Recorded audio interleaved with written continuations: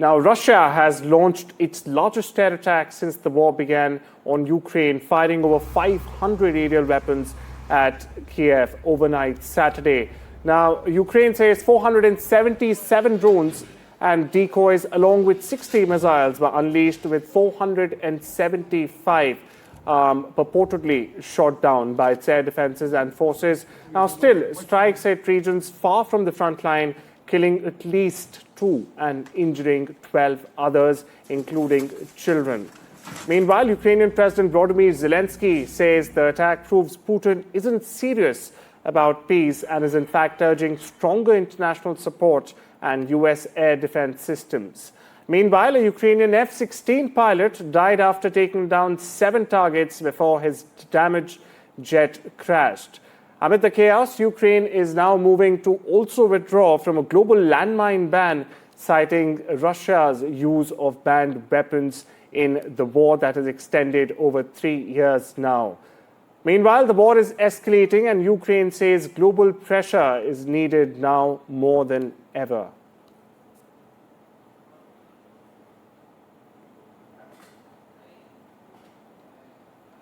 Atlantic Council's Ukraine editor Peter Dickinson, in fact, joins us for more on this story. Thank you so much for taking out the time, Mr. Dickinson. What are your comments on the massive attack launched by Russia on Ukraine? And, you know, there seems to be no let-up. And though there have been some signs of a possible peace, now it almost appears impossible in a hopeless situation, sir. Last night's bombing was the latest in a series of such attacks. It was, the Ukrainians say, it was the largest single bombing attack of the entire war. Now that's difficult to quantify because Russia uses different types of ordnance in these attacks. So it's hard to compare in terms of quantities, in terms of the drones they use, the different types of missiles and so forth. But it was certainly one of the biggest. And this has been an ongoing trend that we've seen in recent months, essentially since January, since Donald Trump returned to the White House. So clearly, we're not moving towards peace. There's almost no sign that we're moving toward any sort of settlement. On the contrary, Russia is escalating its air attacks. The volumes we're seeing now are around double what we were seeing last December before Trump was inaugurated.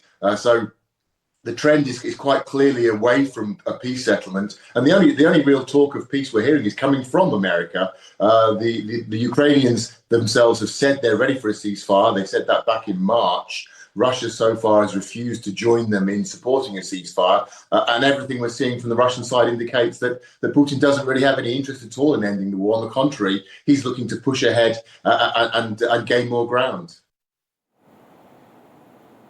Now, Mr. Dickinson, where do you see Donald Trump in all of this now? Because he just told Netanyahu only the other day that he will not drop bombs on Iran anymore. Now, do you see a similar language likely to be used for Russia as well?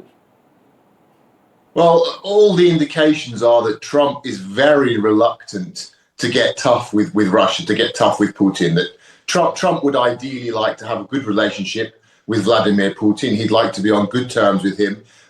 Trump's worldview seems to be largely the idea of a few major powers determining the key issues and sort of dominating global affairs. He sees Russia as part of that system, and he'd like to be working with the Russians, not against them.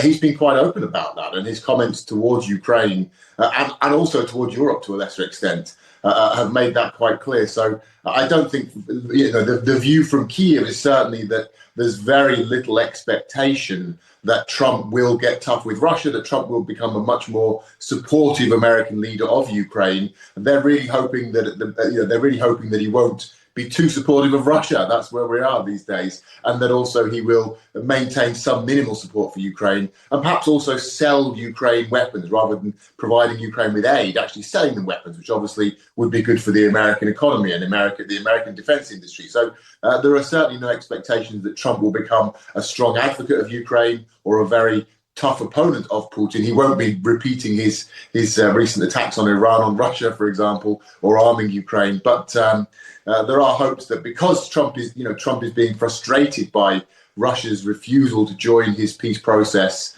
in Ukraine, he may have to he may have to sort of step back from his attempts to really ingratiate with the Russians and build, quite a friendly relationship there with the Kremlin.